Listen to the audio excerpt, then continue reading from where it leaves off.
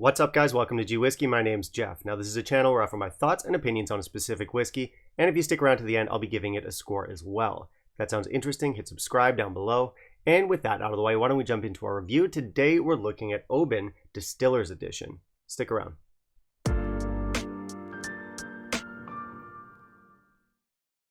So we've got an Oban with us today. Oban is a Highland distillery, not a very big core range from them. You have the no age stated Little Bay, you have the 14-year-old, and you have an 18-year-old. I've tried the Little Bay and the 14-year-old.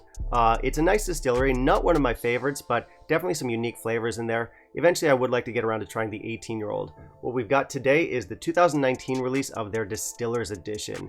Now traditionally I quite like these Distillers Editions. Now these Distillers Editions, or DEs, they don't always fare too well with critics, but I tend to enjoy them. They're not necessarily always amazing or incredible whiskeys. They all have a cask finish to them. Usually that cask finish adds a nice layer, some interesting flavors in them, sometimes a little bit obvious, but I'm not complaining. Now this is the last DE for me to try. Having tried this one, I can check off the full list. I've tried all of them. Some obviously are better than others, but honestly I've enjoyed all of them. Now maybe I should rewind a little bit here. If you're not familiar with DEs, DEs are special releases from Diageo. Diageo is a huge brand. They own a bunch of distilleries, and what they do is they take a lot of their heavy hitting whiskeys and they'll add a wine cask finish to it, usually a sherry cask. Now these finished whiskeys, they come out as limited edition annual releases. They're released every year, and they're usually about the same age as their core range counterparts, maybe tack on a few extra months to allow for that finish. Now these DEs tend to be pretty popular, maybe not quite as popular as they used to be, let's say 5 or 10 years ago. I remember back in the day, you'd see a lot of people sort of picking apart the tiny little differences between each of the annual releases. You do see less of that online in the whiskey community these days, but they still have a big presence on the shelves. Most whiskey shops I go to are going to carry these, definitely still popular whiskeys. Now that being said, I don't think the Oban DE gets quite the same fanfare as some of the other ones. I think the peated ones are much more popular, stuff like your Kalillas, your Taliskers. Definitely the Lagavulin DE is going to be the most popular, but yeah, people like their peat here. And actually this one is a little bit peated. I think it's like 9 ppm, but definitely doesn't define the character. In terms of age, this one should be a 14-year-old, just like its core range counterpart. Our finish, or our second maturation here, was done in Montilla sherry casks. So yeah, with all that out of the way, why don't we hop into a review of this one, see what it's all about, and in the meantime, if you can kindly leave a like down below, that'd be greatly appreciated.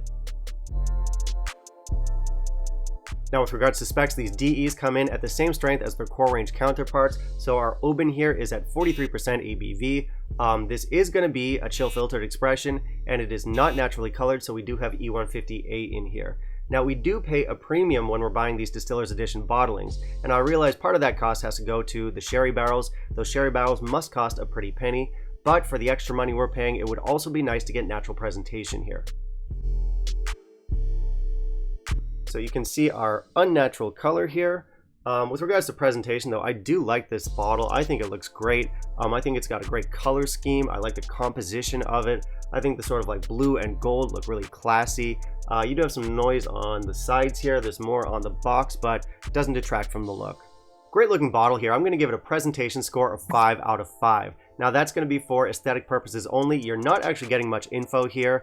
Now of course they're not going to mention stuff like chill filtration or coloration. They wouldn't, but they could at least mention that Montilla sherry cask finish. You have to look over here to the box for that. There's nothing about it here on the label. But regardless, gorgeous looking bottle, looks great on my shelf. Let's try our nose. Nice. So you're getting a very soft, measured hit of sherry here, and that mingles really nicely with that sort of distinctive Oban character, which of course is going to be sort of like these salty maritime notes. You also have some oak in here, some definite fruitiness, so I want to say like grape skins, maybe some orange zest as well. The salt in this is actually really drying. Kind of a cool effect here, definitely an interesting nose. Now let's try our palate.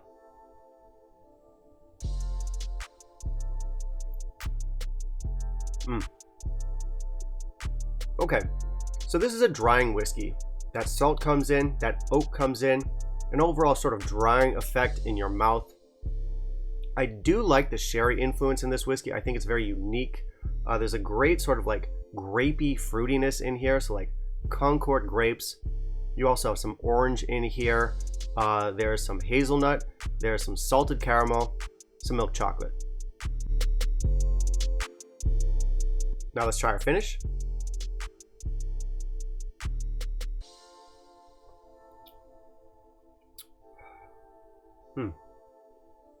Nice.